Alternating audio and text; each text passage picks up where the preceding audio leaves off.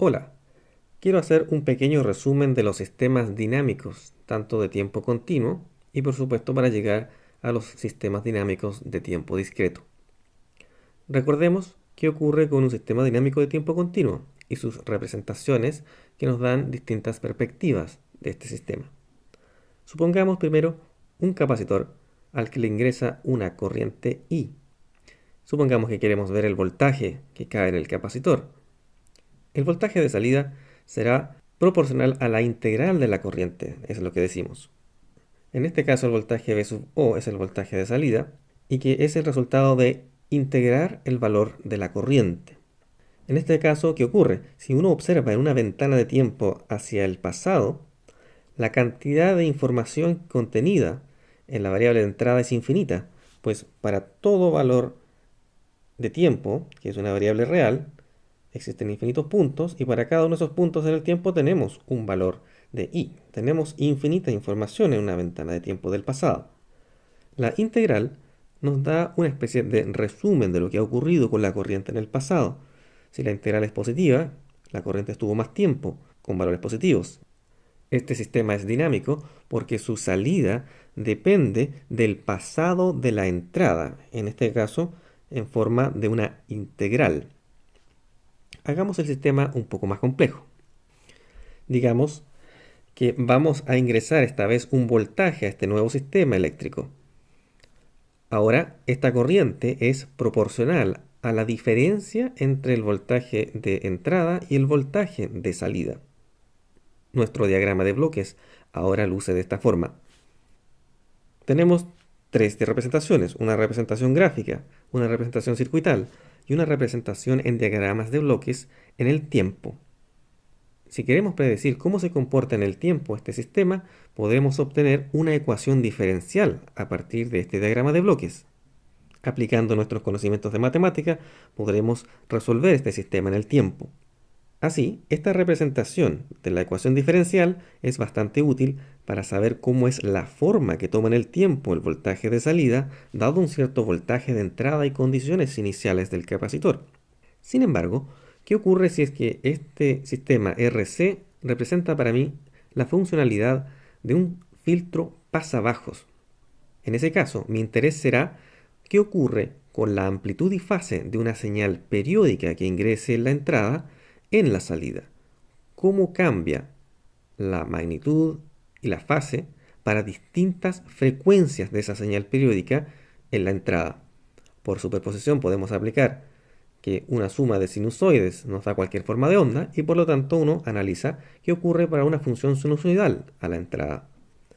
En este caso, ninguna de estas cuatro representaciones nos es directamente útil para hacer esa observación.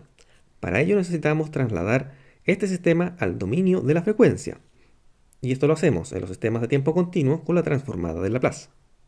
Aplicando la transformada de Laplace podemos redibujar este diagrama de bloques ahora en el dominio de la frecuencia. ¿Por qué es útil usar esto? Porque dejamos todas las variables en función de un S, que es un número complejo, compuesto por sigma más j omega. Ese omega es lo que buscamos, la dependencia en la frecuencia para hacer un análisis en estado estacionario. Es muy fácil ahora, usando solo álgebra, decir qué ocurre con el voltaje en la salida. Es simplemente K sobre S veces la diferencia entre la transformada de Laplace del voltaje de entrada y la transformada de Laplace del voltaje de salida. La razón que estamos buscando es la función de transferencia. ¿Por qué es tan útil la función de transferencia? Porque nos permite obtener una respuesta en frecuencia, como reemplazando S solamente por su parte imaginaria j omega.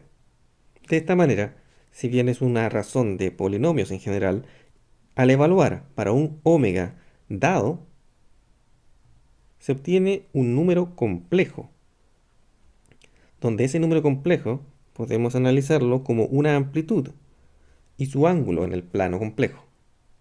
Decimos entonces en la respuesta en frecuencia que la magnitud A es la ganancia del sistema a la frecuencia dada y θ es el ángulo de desfase a la frecuencia dada y cómo sale en B sub 0. Hagamos un análisis similar ahora para un sistema naturalmente de tiempo discreto. Supongamos que vamos a modelar un simple plan de ahorro para un trabajador independiente que recibe un sueldo variable cada mes. Supongamos que esta persona realiza su balance de cuentas una vez al mes. Por lo tanto, solo al final de mes tendremos un valor de ingresos una vez descontados los gastos.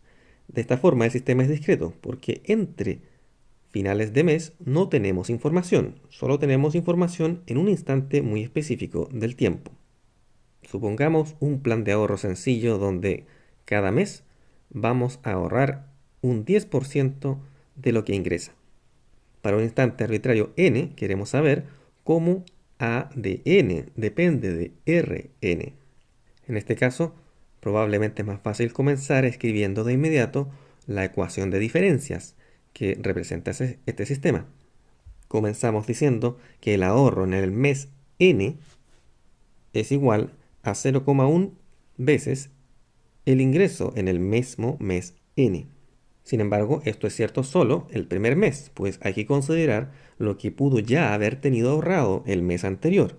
Por lo tanto, el ahorro actual es el ingreso de este mes más el ahorro del mes anterior. De esta manera tenemos un sistema discreto, pues nuestra variable de salida de interés depende de la entrada en el mismo instante de tiempo y de la salida, pero en un instante de tiempo distinto al presente, un instante de tiempo pasado. Si miramos una ventana de tiempo en el pasado en este sistema, observaremos que tenemos una cantidad finita de datos, tanto de la entrada como de la salida.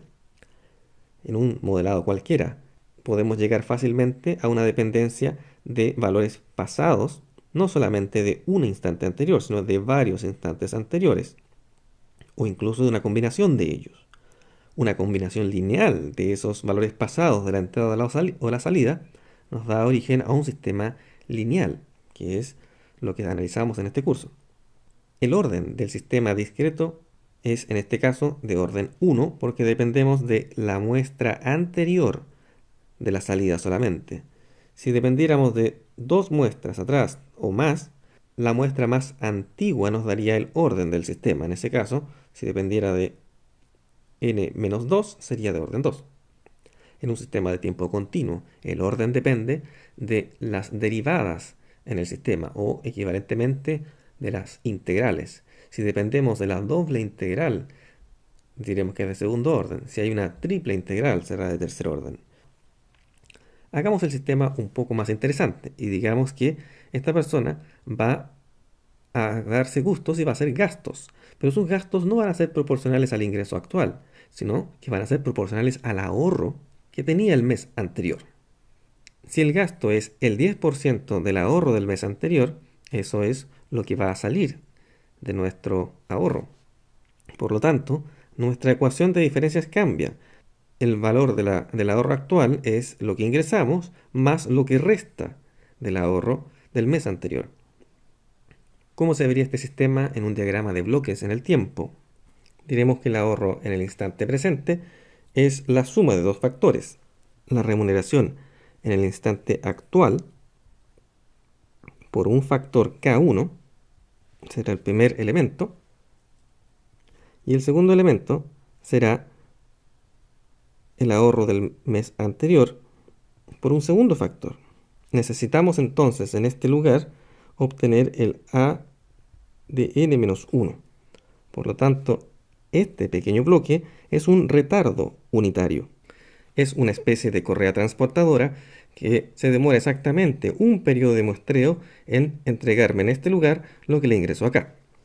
Como el sistema es discreto, en realidad quiere decir que cada vez que observe este punto, voy a obtener lo que estaba antes en este lugar. Podemos hacer la observación nuevamente que ninguno de estos diagramas nos sirve si quisiéramos hacer un análisis en frecuencia. Esta ecuación de diferencia es muy fácil de implementar en cualquier lenguaje de programación y nos permite saber cómo evoluciona en el tiempo este ahorro. Esta ecuación de diferencias puede resultar desde otros modelados. tal como una ecuación diferencial de primer orden puede resultar de la carga de un capacitor, como de la velocidad de un objeto en movimiento en un medio viscoso, o el resultado de la corriente en función del voltaje en un inductor con resistencia, este sistema discreto puede venir de otro sistema, incluso, por ejemplo, de la versión discretizada de nuestro filtro RC. Supongamos un caso como ese, y por lo tanto queremos saber qué ocurre para señales periódicas en la entrada, de amplitud, fase y frecuencia. Queremos ver qué ocurre con ello en la salida. La ecuación de diferencias no nos da esa información directamente, y nuestro diagrama de bloques en el tiempo discreto tampoco. Primero recordemos que un retardo unitario se puede expresar como e elevado a menos s por ts, donde ts es el periodo de muestreo y s es la variable de la transformada de Laplace, sigma más j omega. A esta parte le llamamos z y por lo tanto diremos que un retardo unitario está dado por z elevado a menos 1. ¿Por qué es tan útil esta representación? Porque en un sistema discreto vamos a tener dependencias de múltiplos enteros de los datos pasados. Por lo tanto, si el análisis es para algún instante de m muestras hacia el pasado, m veces ts es el retardo que quisiéramos representar. Es muy fácil en este caso decirlo como una potencia de z a la menos 1, que por supuesto en términos de retardos se escribe como z elevado a menos m. Así, la cantidad de retardos múltiplos del periodo de muestreo son representables simplemente por una potencia negativa de z. Como resulta nuestro diagrama de bloques cuando aplicamos la transformada z a nuestro sistema, esta vez el retardo unitario queda representado por z a la menos 1, la variable compleja independiente de este sistema en el plano complejo. De acá es muy fácil obtener la dependencia de la salida en función de la entrada. Usando solo álgebra lineal, podemos llegar que la transformada z de nuestro ahorro es k1 veces la transformada z de nuestro ingreso más k2 por z a la menos 1 veces la transformada z del ahorro. De acá podemos despejar nuevamente la razón entre la transformada z de la salida sobre la transformada z de la entrada. Si bien para efectos prácticos y de programación dejar expresiones en términos de las potencias negativas de z hace sentido porque equivale a retardos, que es lo único que uno puede generar en la realidad, las potencias positivas, que serían algo así como adelantos, son más útiles para hacer análisis matemático, análisis en frecuencia. Tenemos esta función de transferencia en función de z. ¿Por qué llegamos aquí? Porque nos interesa ahora reemplazar z por e elevado a j omega ts. Y así obtendremos una función de transferencia en función de omega. Nuevamente podemos hacer el mismo análisis de que esta expresión es un número complejo con una cierta amplitud y con un cierto ángulo θ. Esa amplitud nos dirá la ganancia del sistema para esa frecuencia. Este ángulo θ nos dirá cuál es el desfase para esta misma frecuencia, la cual evalúo esta expresión. Para programar nuestro sistema discreto, la ecuación de diferencias es lo más útil. En cambio, para hacer análisis en frecuencia, requerimos de observar y analizar qué ocurre con la función de transferencia en la transformada z.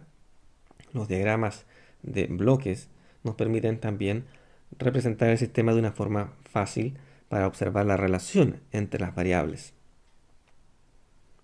Espero recuerden todas estas herramientas de análisis, pues serán muy útiles en este ramo.